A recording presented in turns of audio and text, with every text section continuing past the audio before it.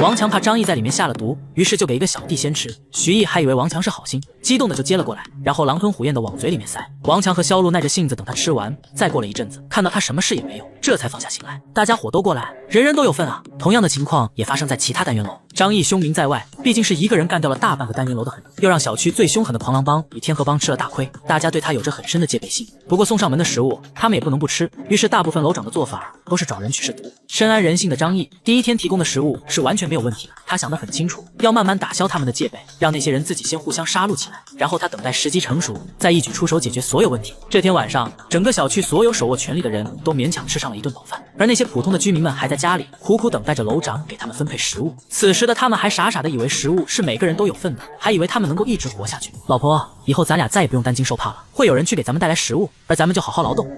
老公，我们能熬到雪灾过去的，到时候我要给你生3个孩子，一个像你，一个像我，还有一个像咱们俩。爸妈，一定是你们在天堂保佑我，才让我坚持到了现在。放心吧，一切都好起来了，不会再有饥饿和杀戮，我会好好活着的。这个晚上，各单元楼的楼长以及他们的手下狼吞虎咽，吃光了分发给他们的10人份食物，而那些普通居民则是捂着饥饿的肚子，在幸福的美梦中艰难地睡了过去。第二天上午，张毅睡到7点多钟就醒了过来。之所以现在不睡懒觉，主要是因为房间里的温度恒定在25度到27度之间，温暖舒适的环境让人没有那么依赖窗户。正当他端着杯子刷牙的时候，就听到外面传来一阵阵吵闹的声音。张毅挑了挑眉毛，嘴角带着一丝小恶魔般的笑意，然后赤裸着精壮的上半身来到窗口查看。声音从好几个方向传来，起码有5、6个单元楼里面发生了非常激烈的争吵。葛大民，你昨天不是说好了吗？只要我们干活，你就会提供给我们食物。现在食物哪去了？我不是说了吗？现在问题是这么个问题，情况也是这么个情况，大家也都看见了。关于食物的分配，我们还得开个会再讨论讨论，争取得出一个让所有人都满意的方案。黄老哥，我们可是按照你的吩咐好好干活的，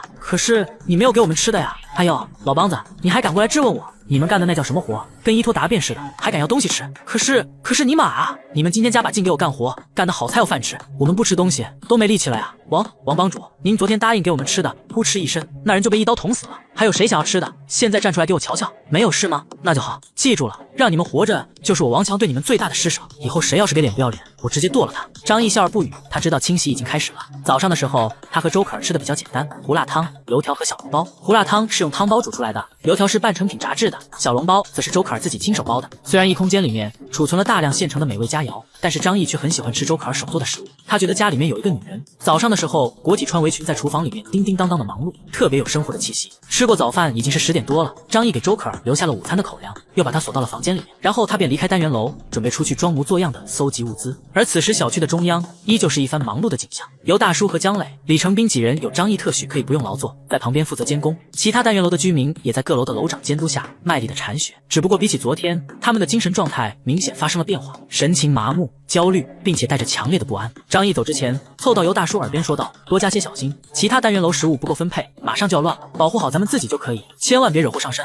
尤大叔早就知晓张毅的计划，因此点了点头，低声回答道：“放心吧，我有分寸。”张毅这才放心地离开了小区。外出转悠了半天，他来到了一家图书馆。这是一家市立图书馆，建筑牢固，楼层较高，所以没有被冰雪所淹没，内部的藏书大部分还保持着干燥。张毅过去并不怎么爱看书，信息化的时代，读书这种费时费力的事情早就被慢慢淘汰，有那个时间都忙着在手机上刷黑丝美腿小姐姐了。但是现在网络近乎于崩溃，张毅的娱乐方式变得少了，也很少会刷手机，因此他打算找一些藏书来打发时间，同时也希望能够借助书上面的内容来安抚自己在末世之中逐渐冰冷的心灵。厚厚的书籍蕴含着丰富的人类文明，放在口袋里会让人感受到一种文化的厚重。其他的书并没有动，而是留在这里，等待将来有空再来翻阅。因为一旦全都取走，他回到家真的未必有心思干这事。回到小区，天色已经暗淡下来，张毅照常还是先把尤大叔等人叫过来维持秩序，然后通知各单元楼的人下来领取食物。这一次，张毅看到每一栋楼的窗前都出现了模糊的黑影，那是一张张人的脸，正满怀渴望地望着派送食物的张毅。各个单元楼内陆续传来喊杀的声音，声嘶力竭的怒骂与绝望的吼叫在楼道里面回响，哪怕是北风也无法完全掩盖住，因为除了李健之外，其他单元楼的楼长仍然没有发放任何食物给普通居民。于是在这一天的夜里，眼见着最后的希望都彻底毁灭，小区的居民们彻底疯掉了，小区变得空前热闹了起来。当这些胆小的普通人连命都不要的时候，手握权势的各单元楼统治者才意识到他们有多强大。毕竟不是每个人都像张毅那样拥有完美的防御堡垒和恐怖的火，还处于冷兵器时代的他们，人数的优势将会对战局造成巨大的影响。张毅坐在自己温暖舒适的天鹅绒白色棉被上，静静地看着窗外，灯关着，有一种安逸的寂静，与外面呼啸的风雪和凄厉地喊杀声形成了鲜明的对比。他也不知道外面进行到什么程度了，但但是他却明白，今天晚上死的人越多，对他来说就越有利。睡觉之前，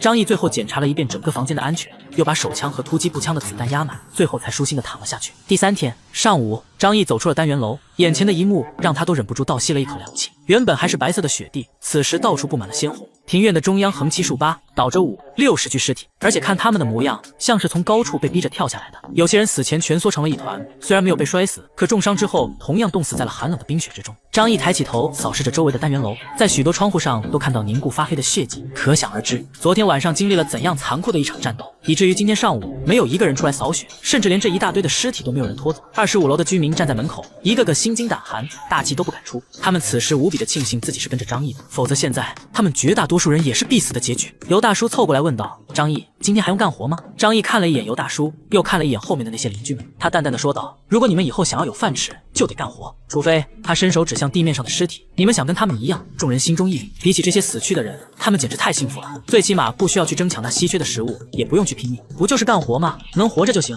是，我们马上就干，马上就干！一群邻居被这惨状刺激，一个个卖力的拿着工具扫雪去了。尤大叔看着周围的场面，问张毅道：“其他单元楼貌似没有人出来扫雪，要不要通知他们出来？”张毅淡淡瞥了他一眼，忽然笑着反问道：“你觉得他们现在有时间吗？昨天晚上只是一个开始，这场冲突发生在各单元楼的掌权者和普通居民之间，除非他们能够解决食物的分配问题，否则必须有一方彻底灭亡。才一个晚上，哪里杀得完？”尤大叔听了张毅的话之后，瞬间觉得浑身发凉，这难道就是故事里讲的2桃杀3士？那我们接下来，张毅淡淡的说道：“跟我们有什么关系？让他们慢慢的杀吧。”恰当的时机还未到来，他并不着急。下午张毅回来之后，照常给他们分发食物，只不过他发现有几栋楼来的人变了，不是他之前熟悉的团体中的成员。看样子在食物获取权的争夺当中，有一些单元楼的控制权已经易主，但是对他来说无所谓，不管谁是楼长，他都会按照之前的约定合作。只不过当天晚上张毅回去之后，就在各单元的楼长群里发了一条消息：如果明天再没有让我见到劳动成果的话，那食物包括香烟就不敢保证了。于是第2天，张毅出门的时候又见到了大家集体出来劳动的热闹场面，只不过今天相比2天前的人数起码减少了1/3。换句话来说，因为食物的分配不公问题，2天时间里小区起码死了400人。尤大叔对眼前的景象表示无法理解，他问张毅道：“这些人明明很清楚，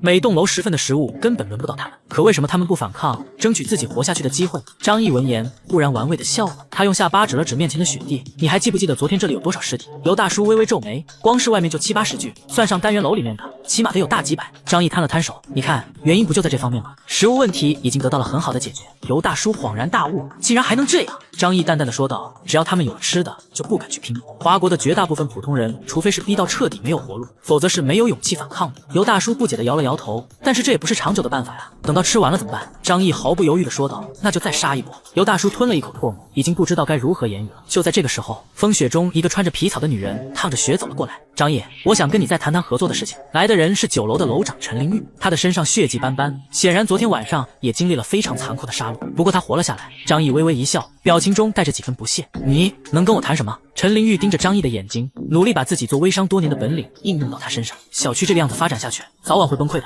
内部矛盾重重，根本无法有效的管理。即便你能够带回来再多的食物，将来也肯定会有人仗着武力多拿，这样一来，矛盾就会一直被激发，然后人越死越多。张毅风轻云淡的看着他，然后呢？废话，他能不知道会是这样一个结果吗？因为如今这个局面就是他一手促成的。